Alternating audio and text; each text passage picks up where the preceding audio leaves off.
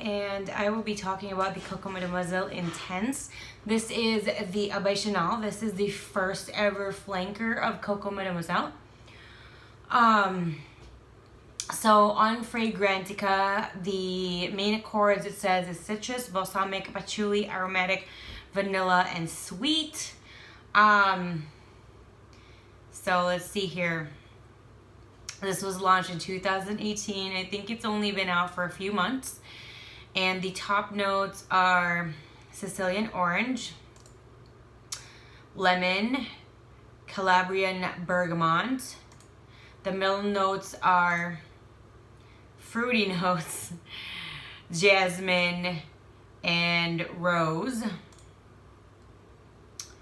The base notes are white musk, labdanum, Madagascar vanilla, tonka bean, and patchouli.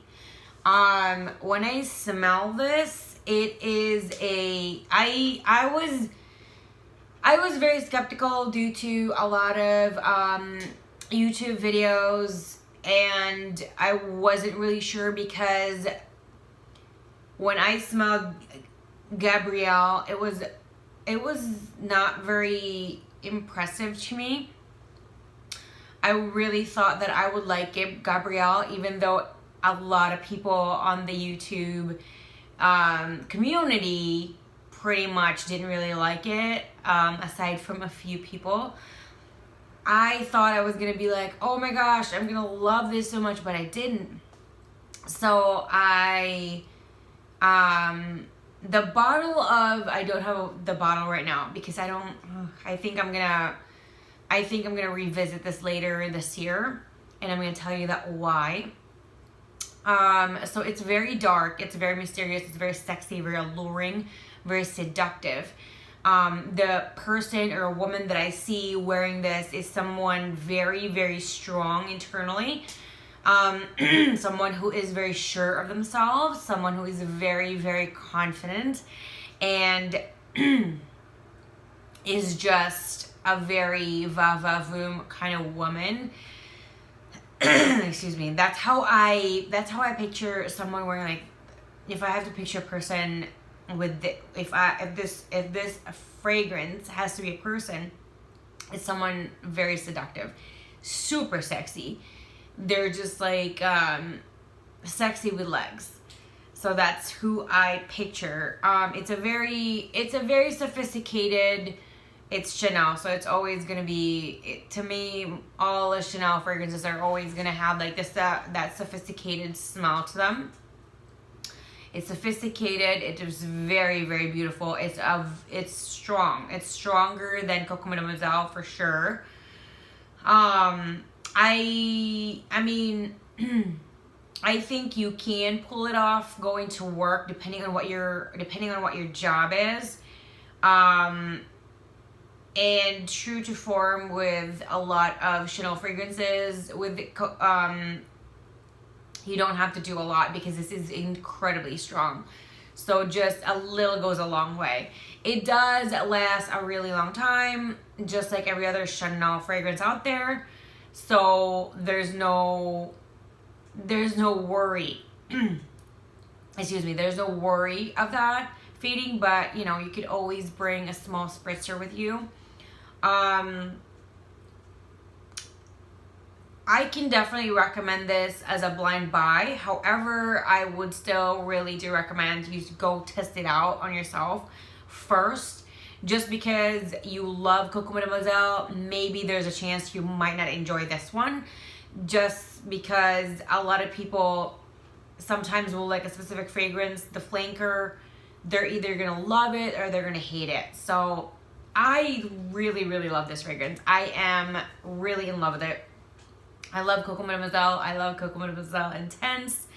It's a very different fragrance than Coco Mademoiselle. Coco Mademoiselle you can wear anytime, anywhere, any season, any occasion. You can definitely wear it. You can wear it casual, you can wear it dressy, all that stuff. This, depending on the person, I can see a lot of people actually wearing this fragrance as their signature scent because it's very, very beautiful. However, there might be people that might think this is a little too heavy for everyday wear. It's a little too heavy for day wear. It's a little too heavy for certain times of the year. Might be better for colder months. For now, I am really focused on a different kind of fragrance in the warmer months right now, and that's why I don't have a big bottle of it. I had a few samples of it. They gave me a few samples of it, and every time I would go to a store that had it, I would always smell it. It smells very beautiful. I do recommend you, if you haven't smelled it yet, I would recommend you go to a store that does have it and just spritz it. Spritz it on your arms, spritz it on your clothes, spritz it on a card. I would probably recommend, if you're not wearing any perfume, on yourself, so that you can go home and you can see how it evolves so beautifully in your skin. And also on the shirt you're wearing, and just put that somewhere on top of a shelf and try to smell it a few hours after, the next day. It is incredibly beautiful. I do recommend it. It's weird how a lot of these, like the Coco Mademoiselle itself as well, it says it's also a citrusy scent. I think that's what it also says.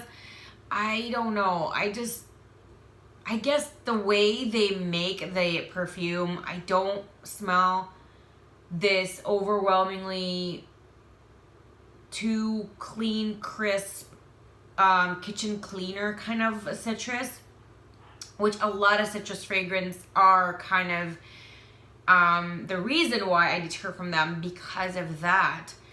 I mean, it's a Chanel fragrance. You're either gonna love it or you're gonna hate it. That's my experience with Chanel. You're really either gonna love it or you're really gonna hate it. I love Coco Mademoiselle. I love Coco Mademoiselle Intense. So do check it out if you want to, if you are interested. I mean, if you're watching this video, you're probably just interested. It's a very beautiful smell. And I know there are people out there that prefer a more elegant, a more expensive smelling type of perfume. This is definitely one of those. It does smell expensive. Not as, it does smell expensive and classy.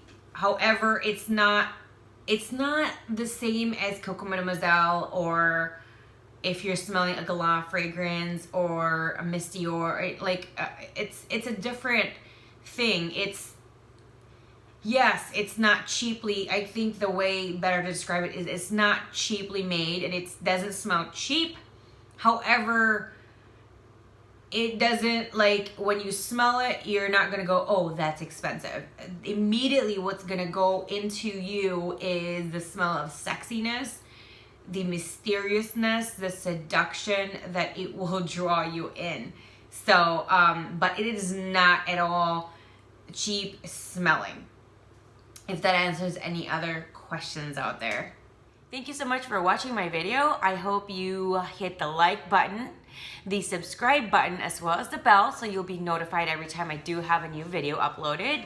There should be links over here in regards to a few of my other videos, and I hope you do watch those as well. Thank you. Bye.